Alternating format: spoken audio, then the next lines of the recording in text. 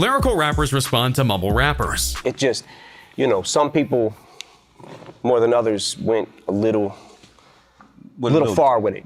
There's a bit of a divide in the world of rap when it comes to certain styles. And no, I don't mean auto-tune rappers versus real voice rappers. Rather, I speak of the thoughts about the new generation of mumble rappers. Some dig them, some don't. Many feel that mumble rappers shouldn't be allowed to go into the genre. So be sure to like the video and subscribe to the channel. Number 4, mumble rappers versus lyrical rappers. Wow, you get so much props. You just a 17-year-old. Before we break down who is on what side, it's important to define the difference between mumble rap and lyrical rap. Most people define mumble rap as a style that is low on lyrical content in terms of actual words being used, but high on flow and beats. To the extent that songs can be very short, very simple, and yet have a crazy beat. Here's how mumble rapper Ski Mask the Slump God noted it to be. It was like the worst recording setup, but you can set it up anywhere, and that's the wave we're on. And the raw energy of that, the distortion, is our specialty, and we use that to our advantage. The Urban Dictionary has a bit more of a blunt explanation of the genre. A form of music that sounds like a stroke victim trying to deliver a speech. It's often incomprehensible and illogical. Characteristics of mumble rap include: number 1, the rapper's stage name starting with Lil Wayne, Lil Pump, Lil Uzi Vert, Lil Yachty, and etc. Number 2, lyrics are about women, money, illegal substance, or fame with no originality. Number 3, mumble rap is often listened to by emotionally confused teens that get high or vape in groups in public areas. Like I said, very blunt, but that's honestly how some people feel about the genre, which is why many legends of the rap game have stepped up against it. Because in their minds, lyrical rap is the true rap. Because it's not just about these basic things mentioned in the Urban Dictionary. Instead, there's a story. Instead, it's a story that they're trying to tell. Sure, sometimes those stories involve those things, but not all the time. And if you don't believe me, look at one of the best lyrical rappers ever, Eminem. Number 3, the passion of Eminem.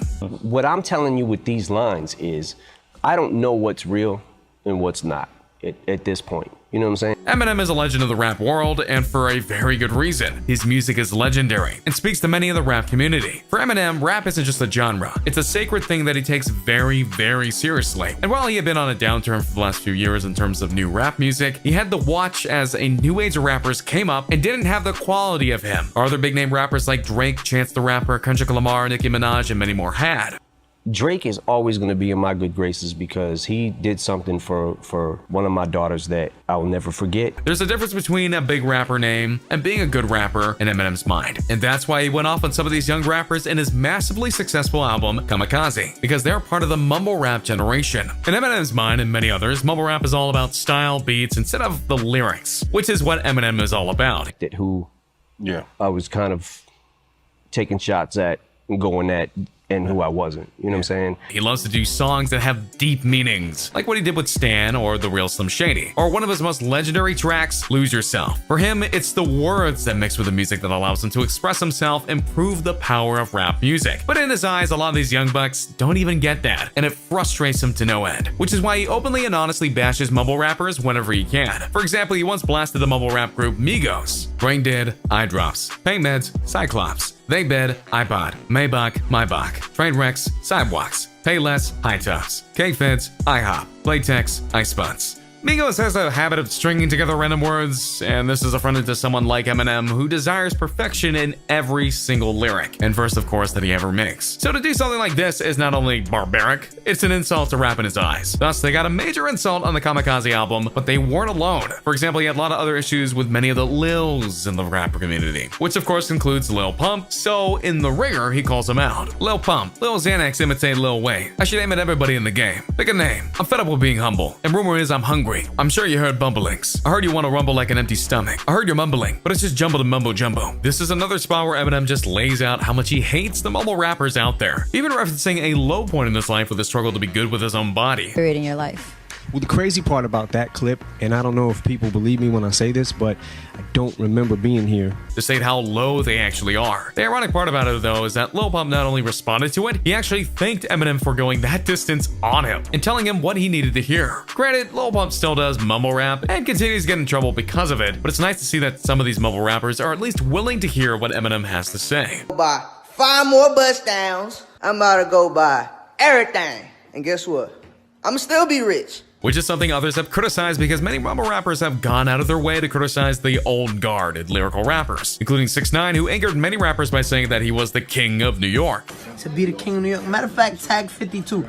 Tell 50 This is the real King of New York. This is the vibes. When many long-standing New York rappers would have happily disagreed with him. Now he's in jail, so I guess that worked out. Now, something that should be noted is that Eminem doesn't technically hate all mumble rappers, just a majority of them. He feels that some of them do have talent, but it's just not his taste per se. This is Lil Yachty, who's definitely one of the more humble of the mumble rappers, but Eminem needed to say his piece about him too. I can see why people like Lil Yachty, but not me though, not even dissing. It just ain't for me. So by Eminem's own account, he's not technically dissing Lil Yachty, but he's making it clear that he just can't like him because of his association with mumble rap. You see, if Eminem hates one thing more than his own haters, it's mumble rappers. And Lil Yachty is in that category. Granted, he's one of the better ones, as he does his mumble rap thing in a tongue-in-cheek kind of way, and everyone knows it, but that doesn't mean that Eminem is up for it. He has nothing against the guy personally, which is not something he can say for a lot of people that he's dissed, but he doesn't really like what he represents. It's an age of rappers that don't focus on the flow and storyline, just music that they think sounds good because they made it. And he's not the only one who has blasted mumble rappers in the past as a whole.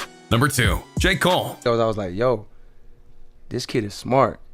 You know what I mean? I wasn't sure, but I was like, yo, this kid is smart. J. Cole may be in his 30s, but he's been around the rap industry for a rather substantial amount of time, to the extent that at one point, he was the youngest rapper trying to make his name in the rap world, and had to fight hard to get the respect of his peers and fans. Sure enough, he did get it. So now he's looking upon the next generation of rappers and isn't impressed by what he's seeing. Last year, he released a song called 1985, which was the year of his birth. And in the track, he talks about how he personally feels about being 33 at the time, and how it changed his perspective on things. But then he also decided to let loose on the mumble rapper generation and let them know how he feels personally about them and their music. I know you think this type of revenue is never ending, but I want to take a minute just to tell you that it ain't true. One day, them kids that's listening gonna grow up and get too old for that made you blow up. Now your show's looking light because they don't show up, which unfortunately means the money slow up. Now you scrambling and hoping to get hot again, but you forgot you only popped because you was riding trends. Now you old news and going through regrets, because you never bought that house, but you got a Benz. To put this into very basic terms, he's saying that unlike lyrical rappers who work hard on their songs to deliver an experience that is long-lasting and memorable, as well as helping set up their own brand and style, mumble rappers are doing the exact opposite. They're following trends, trying to put their own stamp on it, which works for some time like 6ix9ine minus the jail part, and Lil Pump and many more. But when they get all clumped together, it's hard to tell who is who,